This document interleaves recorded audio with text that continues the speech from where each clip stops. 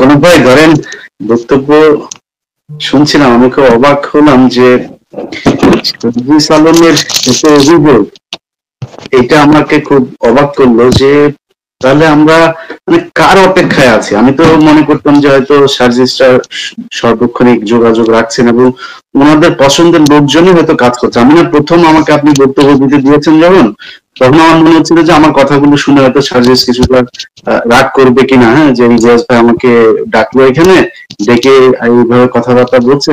তো মানে মানে আমি জানি না যে আমার এখন মনে হচ্ছে কি জানেন, বাংলাদেশে 5 তারিখ থেকে আজ পর্যন্ত যেই সময়টা, এই সময়টা শুধুই মাত্র আওয়ামী লীগকে কিছুটা প্লেস করে দেওয়ার জন্য একটা কার্যক্রম চলছে, এর বাইরে আর কোনো কিছুই হচ্ছে না। আপনি যদি যেই ছাত্ররা নিহত হয়েছে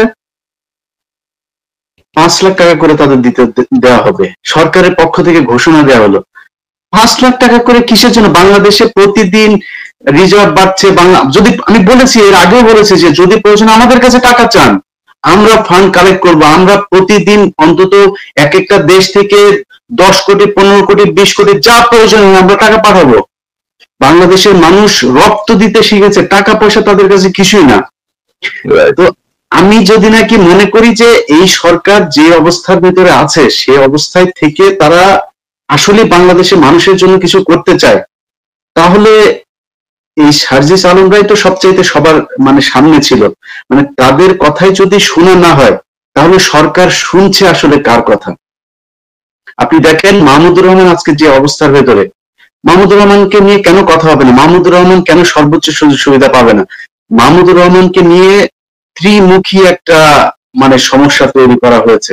এক হচ্ছে এই যে সাংবাদিকতায় গণমাধ্যমে যারা আছে সেই সাংবাদিকরা তো এতদিন মাহমুদুর রহমানকে দেখতে পারে নাই, এইটা একটা সমস্যা। আরেকটা সমস্যা হচ্ছে এখন যারা উপদেষ্টা আছে তাদের ভেতরে অনেকের ধরেন পেটে লাথি পড়বে, কারণ মাহমুদুর রহমান তো এখন সত্য কথা বলবে, যা সত্য সেটা লিখতে যাবেন, অথবা তিনি উপদেষ্টার পদেও যেতে পারেন। এসব নিয়ে তাদের ভেতরে একটা সমস্যা তৈরি হতে পারে। আলী ইমাম মজুমদারদের এই একটা সমস্যা আছে। আর ভারতের সমস্যা তো আছেই। তো আপনি সব জায়গাগুলোতে যদি এখন দেখেন, এখনো পর্যন্ত কিন্তু এই ভারতই বসে আছে। আমি যখন কথা বলছিলাম মানে শুনছিলাম যখন, ওই সময় আমাকে একজন কয়েকটা লিঙ্ক পাঠালো। আমি লিঙ্কটা আগেই চেয়েছিলাম, সেই লিঙ্কগুলো পাঠালো যে কোন কোন টেলিভিশন পত্রিকা আজকে নিউজ করেছে যে পাহাড়ে একজন শিক্ষককে গণধোলাই দিয়ে মারা হয়েছে। কেন জানেন? ওই শিক্ষক নাকি একজন পাহাড়ি মেয়েকে ধর্ষণ করছিল। আমি এখন পর্যন্ত সময় টেলিভিশন আর হচ্ছে কালবেলা এই দুইটা নিউজের লিঙ্ক দেখলাম। সময় টেলিভিশনের এত সাহস, এখনো পর্যন্ত তারা কমল দেখে তাদের টেলিভিশনের সাথে রেখেছে। তারা এখন নিউজ করেছে যে একটা মেয়েকে গণধর্ষণ, একজন শিক্ষক মারা গেল। টেলিভিশনের কোথাও আমি কোনো বক্তব্য পেলাম না, কারো কোনো অভিযোগ পেলাম না। ওই শিক্ষকের পরিবার কিংবা ধর্ষিতার পরিবার কারো কোনো অভিযোগ নাই। কতগুলো পাহাড়ি চাকমা তারা মানে পাহাড়িরা তারা মারছে। এই পাহাড়ে যারা মানে অভ্যস্তর মতো যারা এখানে বিভিন্ন সময় এসে ঢুকে পড়ে তারপর এখন নিজেদেরকে আদিবাসী তারপর বাংলাদেশি মনে করছে, তারা আদিবাসীও না, উপজাতীয় না, বাংলাদেশিও না। এরা এখানে এসেছিল, এদেরকে এখান থেকে তাড়াই দিতে হবে। যত দ্রুত তাড়ানো যাবে পাহাড় তত দ্রুত স্বাভাবিক হবে। তারা আজকে তাকে গণধোলাই দিয়ে মেরেছে। আমাকে যে লিঙ্কটা পাঠিয়েছে সে ওইখানে থাকে। সে বলছে যে ভাই এই শিক্ষক অত্যন্ত সম্মানিত একজন মানুষ, সে এই পাহাড়িদের বিরুদ্ধে কথাবার্তা বলতো, পাহাড়ি যে বাংলাদেশিরা যারা এখানে আছে তাদের বিভিন্ন অধিকার নিয়ে তিনি কাজ করতেন। তাকে গণধোলাই দিয়ে আজকে মারা হয়েছে। বাংলাদেশের টেলিভিশন আজকে নিউজ করেছে যে ধর্ষণের দায়ে গণধোলাই দিয়ে তাকে হত্যা করা হয়েছে। এটা হচ্ছে আমাদের গণমাধ্যম। এর কারণ কি? এর কারণ হচ্ছে কালবেলা এখনো সন্তোষ চালাচ্ছে, এই সময় টেলিভিশন এখন রয়ের দ্বারা পরিচালিত হচ্ছে, এই কারণে এইসব সংবাদ হচ্ছে। এখন আমি তো আর আমার পক্ষে তো আর সব বিষয় নিয়ে কথা বলা উচিত না, কথা বলা সম্ভব না। আমি মনে করি গণমাধ্যম ঠিক হওয়া সবার আগে প্রয়োজন, এবং ওই দিন 1 সপ্তাহের ভেতরে আমি মনে করি আমাদের ফোর্স কাজ করতে হবে।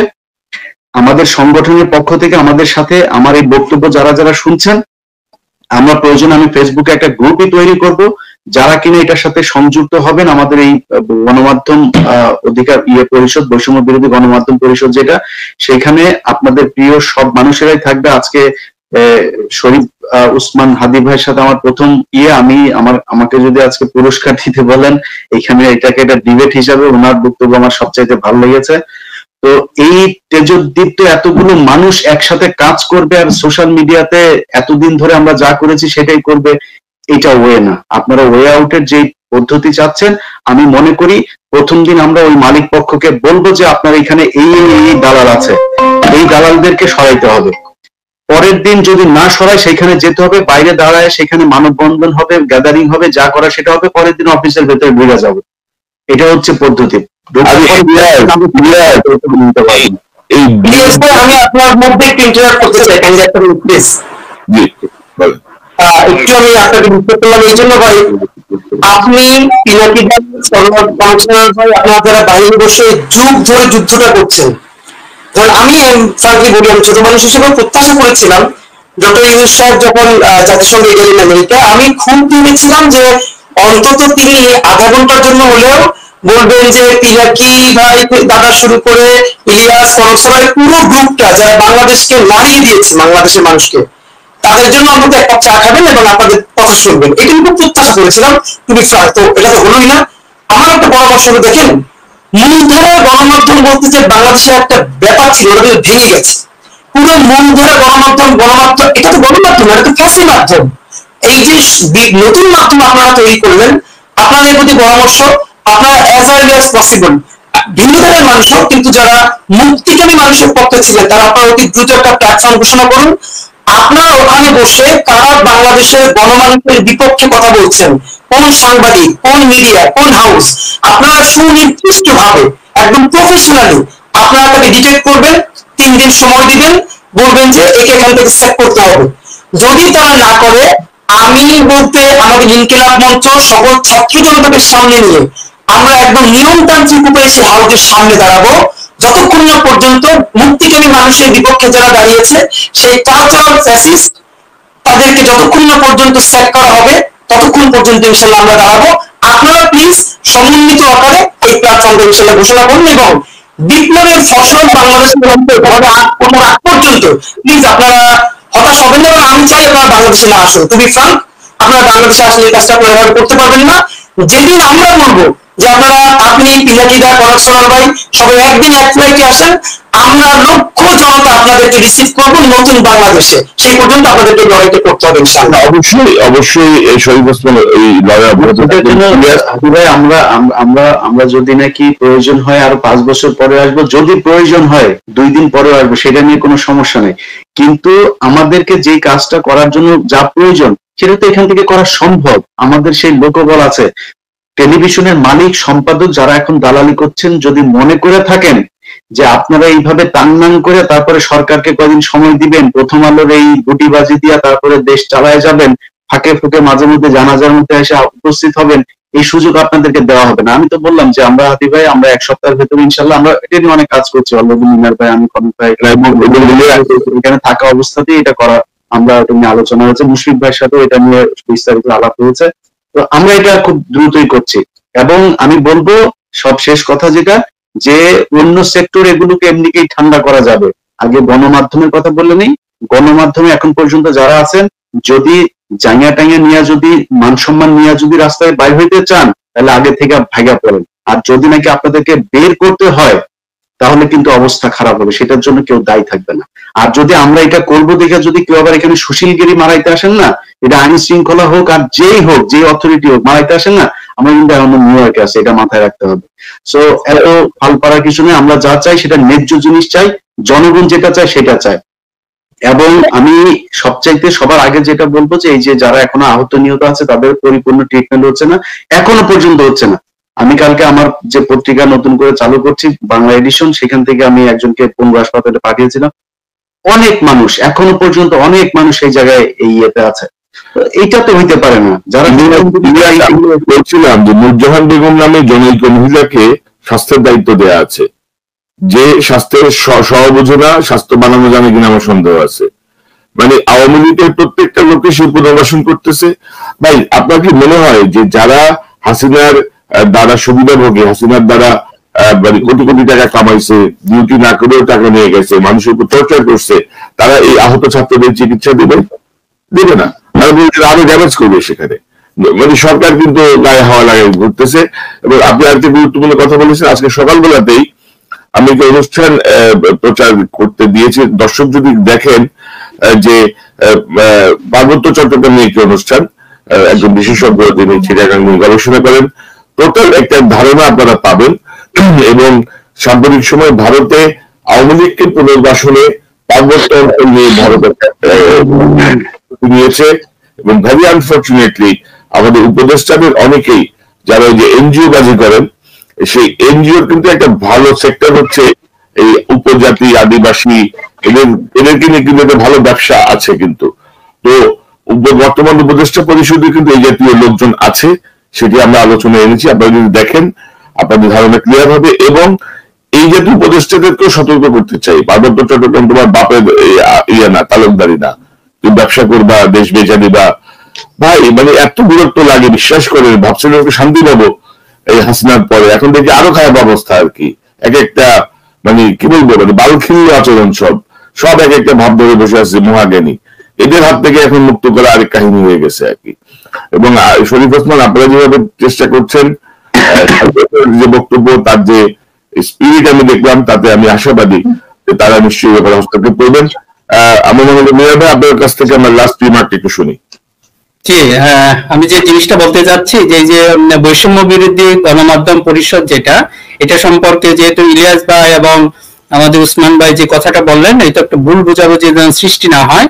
হয়তো বলতে পারে যে ফ্রিডম অফ স্পিচকে কি আমরা ব্যাহত করতেছি, কিন্তু আপনাদের খেয়াল রাখতে হবে তাদেরকে এটা আমরা বাদ দিতে চাচ্ছি যে আপনার ফ্রিডম অফ স্পিচকে সম্পূর্ণরূপে বন্ধ করে দিতে চাচ্ছে। এটা কোনো মুক্ত কোনো গণমাধ্যম তখন ছিল না। যারা এই কাজগুলি করেছে তাদেরকে কিন্তু, যদি এরা ক্রিমিনাল, কাজে এই ক্রিমিনালকে আইসোলেট করে ফেলতে হবে। এরা যদি না করে ভবিষ্যতে অতি সত্বরই আবার আমাদের সেই একই অবস্থায় ফিরিয়ে নিয়ে যাবে। এই কারণেই কিন্তু এই কাজটা করা। কাজে আপনাদের প্রতি আবারও অনুরোধ জানাচ্ছি, আমরা এই আবেদনটা আগেও করেছিলাম যে আপনারা প্রত্যেকটা, আমরা 5 জন, মনে করেন একটা কলেজে 5 জন টিচার আছেন, আপনারা 5 জনে বসে একটা করেন, গণমাধ্যম পরিষদ আমরা যেভাবে করছি এটার একটা ব্রাঞ্চ করেন। এটাকে কোনো নেতৃত্বের কিছু নাই, এটা দেশকে বাঁচাতে এগিয়ে আসুন। এই ছেলেরা এগিয়ে এসেছে, সমন্বয়কদের কথা শুনলেন, আমরা আসলেই আশাবাদী। কাজে সবাই যদি আমরা এদেরকে সহযোগিতা করি, ইনশাল্লাহ এই দেশকে কেউ আর ওই আগের অবস্থায় ফিরিয়ে নিতে পারবে না।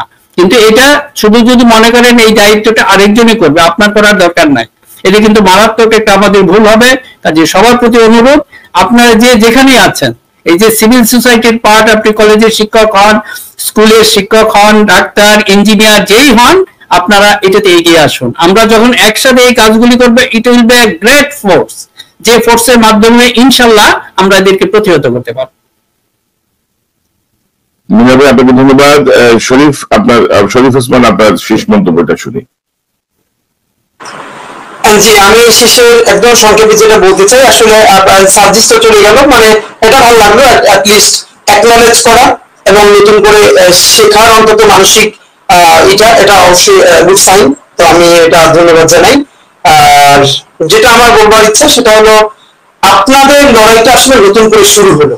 এটা হলো আমার আসলে কথাটা খুবই ক্লান্তিকর, কিন্তু আপনারা এতদিন পর্যন্ত একটা লড়াই করলেন, তো এটা কনসার্ভাবে আজকে আসলে মনে করিয়ে দিলেন। নইলে আমিও আজকে বলবো করে যে আপনার বোন পর্যন্ত যেভাবে বাংলাদেশে গ্রেপ্তার হয়ে জুলুমের শিকার হলো, মানে আপনার জায়গা থেকে, তো এরকমটা আসলে বাংলাদেশের প্রতিটা মানুষই।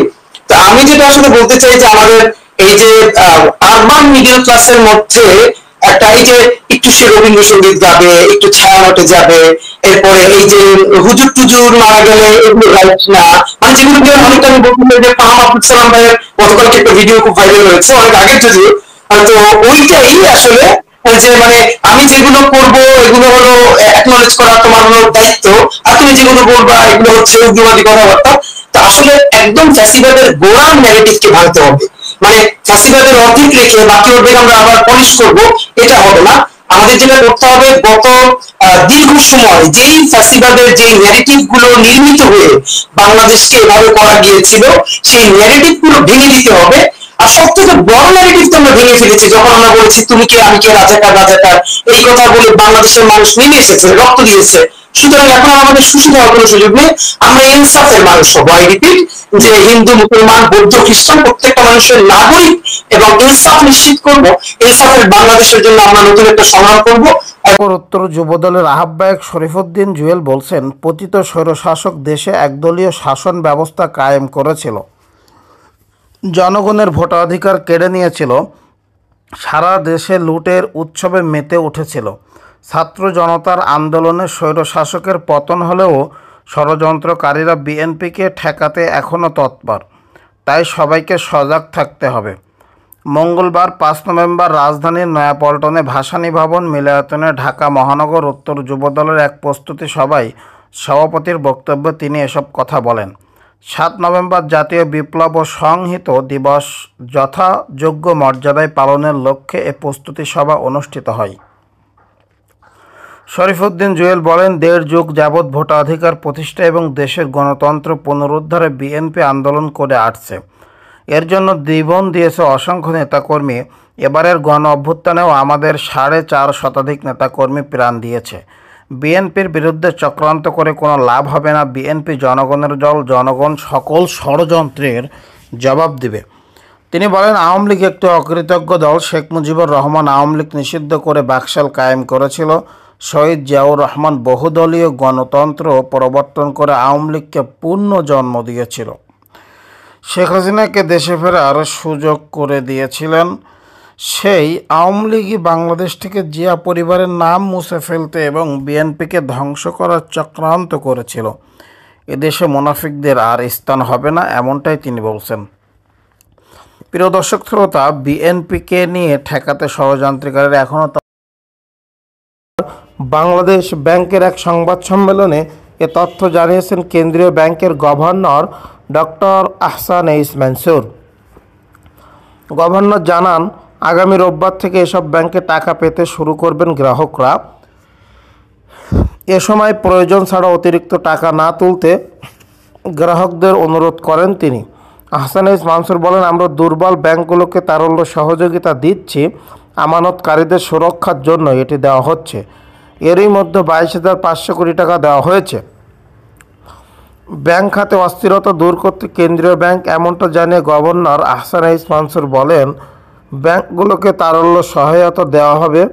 গ্রাহকদের আমানত নিয়ে চিন্তার কিছু নেই, এ নিয়ে মাথা ব্যথা বাংলাদেশ ব্যাংকের। তিনি বলেন, ব্যাংকিং খাতের অবস্থা খারাপ হচ্ছে না, বরং আগে থেকেই খারাপ ছিল। এখন সে অবস্থার উন্নতি করার চেষ্টা করা হচ্ছে। গভর্নর বলেন, আমরা এদিকে তারল্য দেব, অন্যদিকে পুরনো টাকা আস্তে আস্তে বাজার থেকে সরিয়ে নেব। এতে দেশের মূল্যস্ফীতি কমে আসতে পারে। এর আগে গত 13 আগস্ট বাংলাদেশ ব্যাংকের গভর্নর হিসাবে দায়িত্ব গ্রহণের পরপরই তিনি বলেছিলেন, নতুন করে আর টাকা ছাপিয়ে দুর্বল ব্যাংকগুলোকে তারল্য সহায়তা দেওয়া হবে না। প্রিয় দর্শক শ্রোতা, এখন আপনাদেরকে কি মনে হচ্ছে যে 22,500 কোটি টাকা ছাপালো বাংলাদেশ ব্যাংক, এখন এই টাকা ছাপিয়ে কি তারা ভালো কাজ করেছে নাকি মন্দ কাজ করেছে?